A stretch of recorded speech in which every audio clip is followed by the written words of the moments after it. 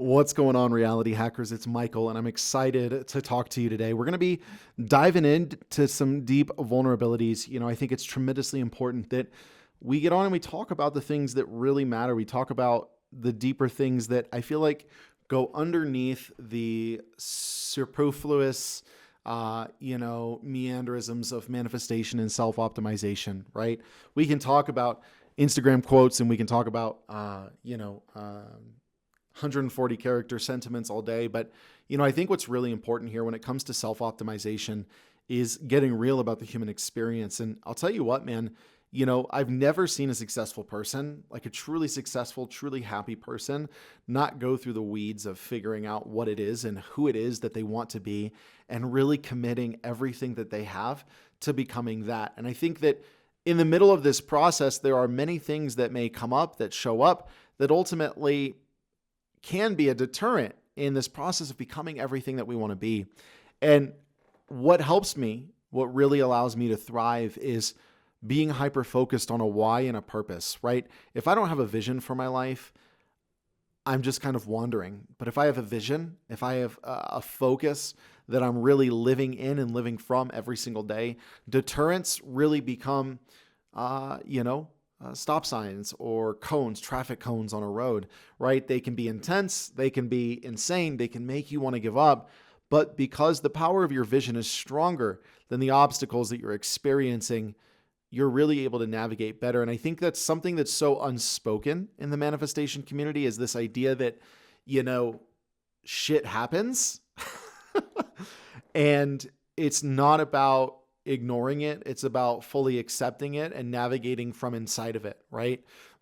Because everything is self-created. What I want to understand about the crap that I create for myself is how I contributed to it. I want to understand how I contributed to it so that I can understand how I can least contribute to it from here going forward, right?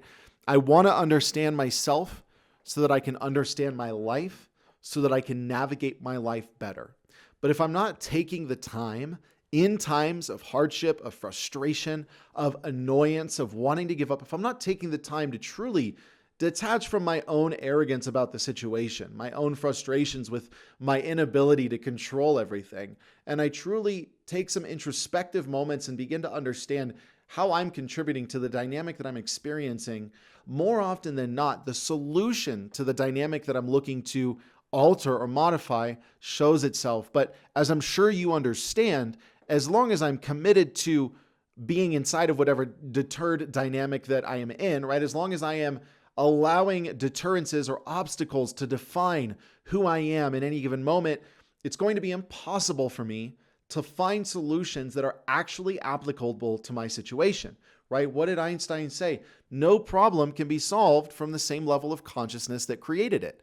And I think this is a really profound sentiment considering it was almost 100 years ago, if not 100 years ago plus, that this statement was made, right? I cannot solve a problem from the same type of thinking that got me into it, right? I have to enter into a new space. I have to cultivate habits that allow me to separate my identity from contrast in any given moment so that I can better navigate my way through situations, right? And this is where we're not talking about, oh, this is how you manifest, how you create everything that you want.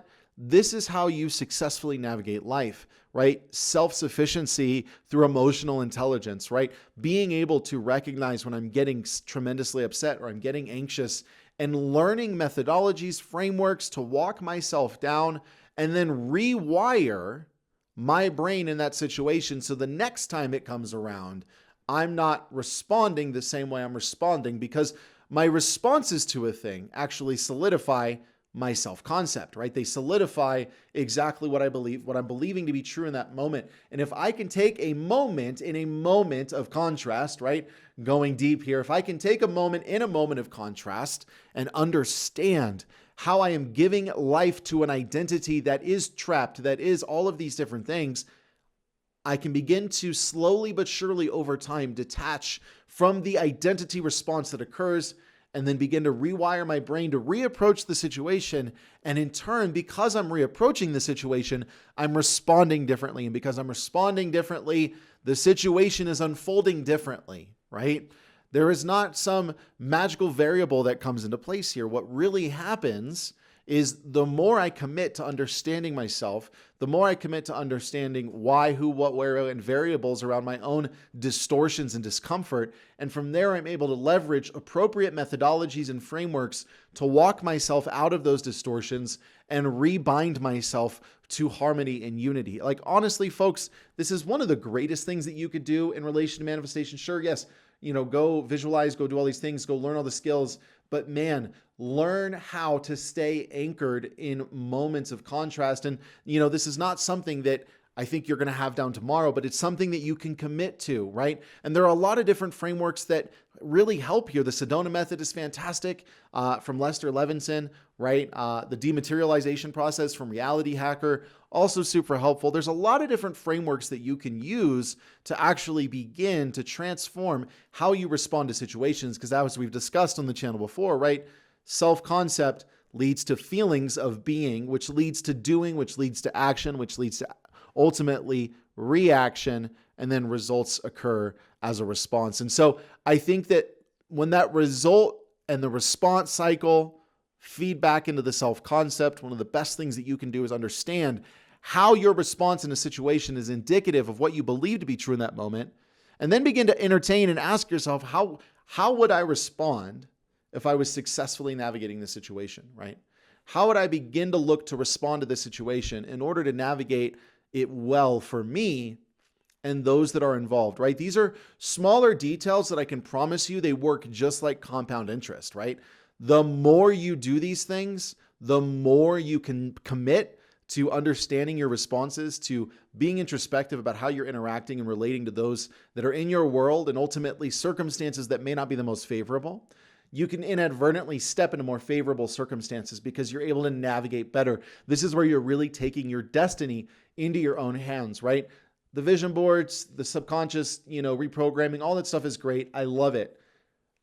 The most effective thing is throughout the day when you're going about your life and you're really understanding, okay, I responded this way because I believed this to be true. And because I believed that to be true, this happened as a result. I wonder what would happen if in that moment I responded differently as a result of a different self-concept. And here we begin to dive into how to successfully navigate life experiences that may not be the most favorable, right?